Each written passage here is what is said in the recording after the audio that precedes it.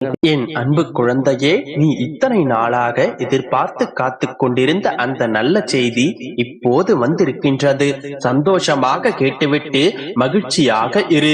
இப்போது நீ துயரங்களால் சூழ்ந்துள்ளாய் என்று நினைத்து கவலை கொள்ளாதே. வாழ்க்கையில் இன்பமாக தோன்றும் எதுவும் இன்பமல்ல. துயரம் என்று நீ வருந்துவது நிலையான துயரமும் அல்ல. இன்று நீ துயரம் என்று வருந்தும் ஒன்றுதான் நாளை உனக்கான இன்பத்திற்கு அடித்தளமாக விளங்கப் போகின்றது. இதை நீ இன்பத்தை அனுபவிக்கும் போது மட்டுமே உணரப் போகின்றாய்.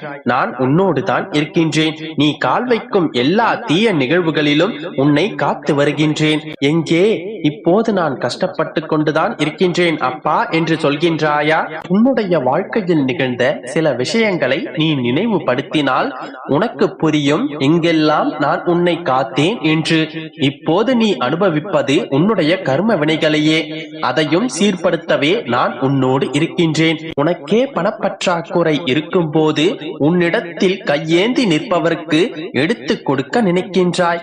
நீ இத்தனை கஷ்டப்பட்டு கொண்டிருக்கும் போதும் பிறர் உன்னிடம் வந்து கஷ்டத்தை கூறினால் அவர்களுக்கான ஆறுதல் வார்த்தைகளை அள்ளி தெளிக்கின்றாய். உன்னுடைய சுமைகளையே உன்னால் சுமக்க முடியாத தருணத்திலுமே கூட மற்றவர்களுக்கு ஆறுதலாய் தோள் கொடுத்து தாங்குகின்றாய். இத்தனை நற்குணம் கொண்ட நீ ஏன் இவ்வளவு கஷ்டப்பட வேண்டும் என்று தானே யோசிக்கின்றாய்? நற்குணங்களை கொண்டுள்ள நீ என்றேனும் உன்னுடைய கர்ம வினைகளை தீர்த்துவிட்டு முற்றிலும் சந்தோஷத்தையும் முக்தியையும் பெறுவதற்கே இப்போது நீ கஷ்டங்களை அனுபவிக்கின்றாய். நான் நல்லவளாக இருப்பதால் எனக்கு என்ன பயன் அப்பா என்றுதானே கேட்கின்றாய்? நல்லவர்களுக்கும் கெட்டவர்களுக்கும் தன்னுடைய கர்மாக்களை அனுபவிக்கும் காலங்களில் மிகப்பெரிய வித்தியாசங்கள் உண்டு. உன்னை போன்ற நல்லவர்கள் தன்னுடைய கர்மாவை அனுபவிக்க வேண்டிய காலத்தில் என்னிடம் வந்து சேர்ந்து விடுகின்றனர். என்னுடைய பாதங்களில் சரணாகதி அடைந்து தன்னுடைய கர்மாக்களின் சுமையை குறைத்துக் கொண்டு விரைவில் அதிலிருந்து விடுதலையும் பெறுகின்றனர். ஆனால் கெட்டவர்கள் தற்போது நன்றாக இருப்பதை போன்று தெரியும். அவர்களுடைய கர்ம காலம் மோசமானதாகவும் கோரமானதாகவும் அமையும். அவர்கள் என்னை வந்தடையும் வழியினையும் அவர்கள் மறந்தும் விடுகின்றனர். இப்போது புரிந்து கொண்டாயா செல்லமே?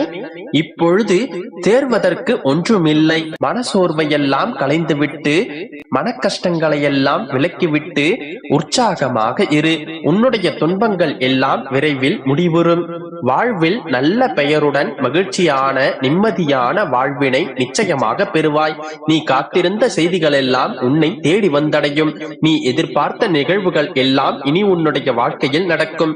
என்னிடத்தில் தஞ்சம் அடைந்ததால் உன்னுடைய கர்மாவின் பிடிகளிலிருந்து நீ தப்பிவிட்டாய்.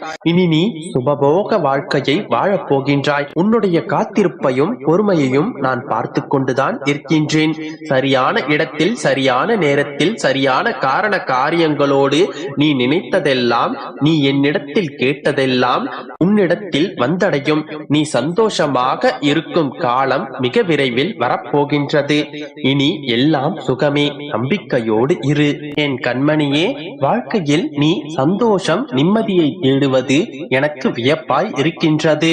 ஏன் அப்பா இப்படி சொல்கிறீர்கள் என்றுதானே கேட்கின்றாய்? சந்தோஷம் என்பது உலக பொருட்களில் இல்லை, உள்ளத்தின் உணர்வுகள். அவைகள் உணர்த்தும் பொருளில் தான் நிம்மதி இருக்கின்றது, சந்தோஷம் இருக்கின்றது. நிம்மதி நீ கை நீட்டி உதவிகளை செய்வதால் மட்டும் வருவதில்லை. மனதார இவர்கள் நன்றாக இருக்க வேண்டும் என்று ஆத்மார்த்தமாக நினைக்கின்றாய் அல்லவா?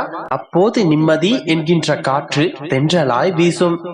எப்போதும் சந்தோஷத்தையும் நிம்மதியையும் வெளியில் தேடாதே.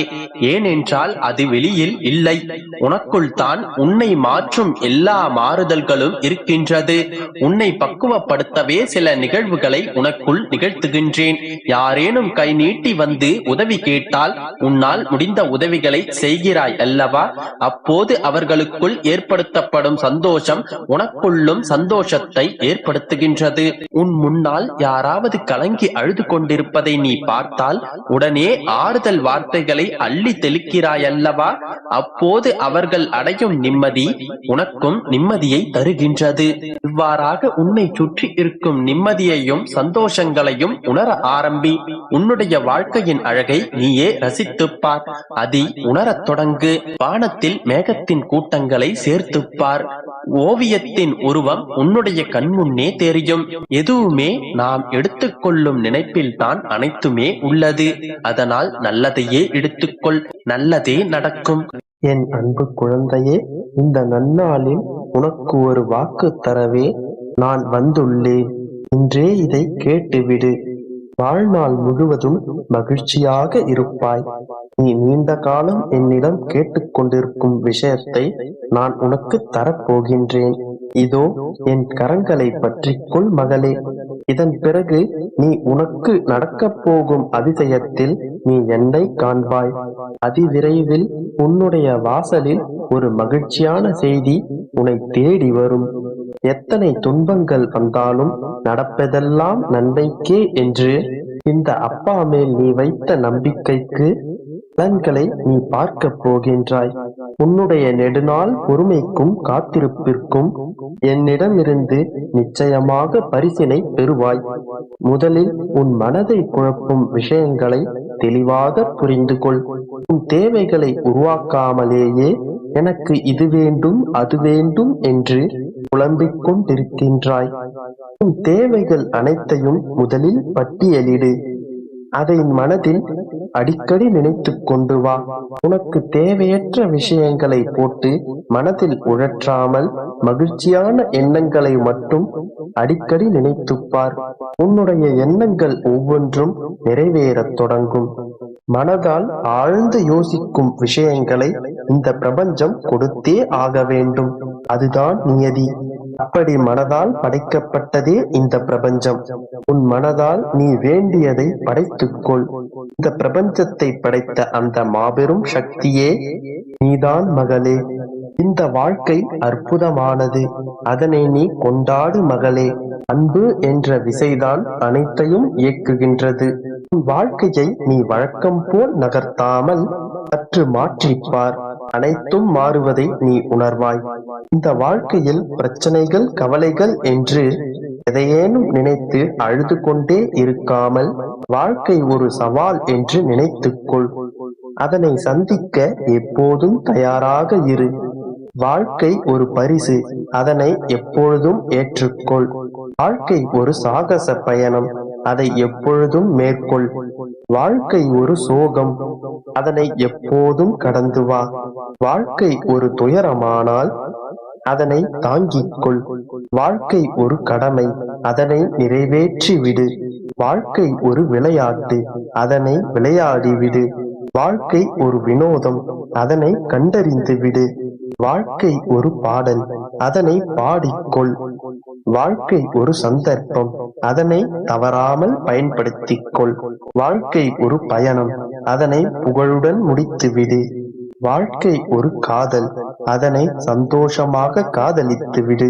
இந்த வாழ்க்கை ஒரு அழகு மகளே, அதனை ஆராதனை செய். வாழ்க்கை ஒரு உணர்வு, அதனை உணர்ந்து கொள். வாழ்க்கை ஒரு போராட்டம், அதனை எதிர்கொள். இவ்வாறாக வாழ்க்கையை பற்றின கண்ணோட்டத்தை மாற்றிக்கொள். பின்பு இந்த வாழ்க்கை உன்வசமாகும். கேட்டவை எல்லாம் உன் வாசல் தேடி வரும். எனதிந்த வார்த்தைகளை கேட்டுக்கொண்டாய் அல்லவா? சரியாக புரிந்து கொண்டாய் அல்லவா? இந்த வாழ்க்கையை கூடிய விரைவில் உன்வசமாக்கி விடுவாய். வருத்தங்களை எல்லாம் தூக்கி போட்டுவிட்டு இந்த வாழ்க்கையை உன் இஷ்டம் போல் வாழ் மகளே. நான் எப்பொழுதும்